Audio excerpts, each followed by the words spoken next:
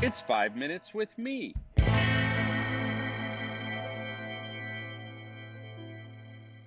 Heidi ho, and welcome to 5 Minutes with Marko. We're going to start a 3-episode sub-series called Finding Real Hope.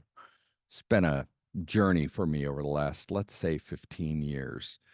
I have become increasingly convinced that most Christians have a truncated, misappropriated understanding of hope. Much of this, though certainly not all of it, is thanks to the shallowness of so much pop faith, so much God exists to make me happy crap. The result of this, Jesus is my glossy veneer praxis, is the redefining of hope as optimism. Hope has become interchangeable with positivity, sort of a Norman Vincent Peale, Robert Schuller, Joel Osteen blend of faith equals happiness. I think I've been suspicious of that idea for some time.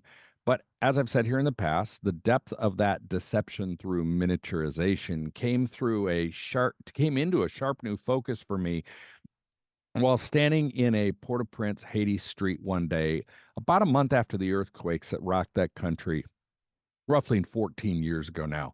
Pain and suffering were all around me. We'd just come minutes earlier from hearing the story of a woman with a crushed leg who'd lost her twin 15-month-old sons, then been trapped under the rubble of her home with her destroyed and deceased sons for 3 days. We had just prayed with her. She, Michelle, being stoic during our prayer, but her husband wailing loudly in Creole, "Why, Jesus? Why, Jesus?" And everywhere we looked, we saw evidence of pain and suffering, and everyone we spoke with, and I'm not exaggerating, it really was everyone. They'd lost a home or someone close or both. Never had I observed such complete and pervasive suffering. But then we got stuck in traffic.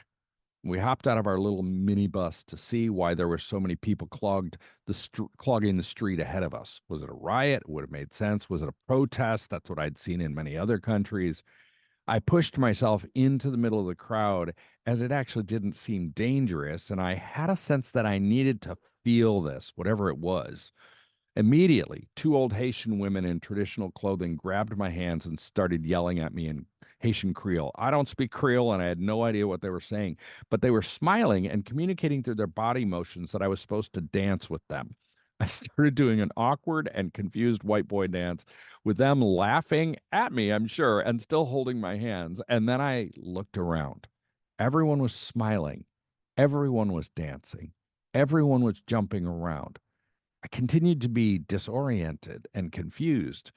And then these 4 realities hit me one after another like a series of slaps on the face, or maybe like a series of breaths, sharp and overrich with oxygen.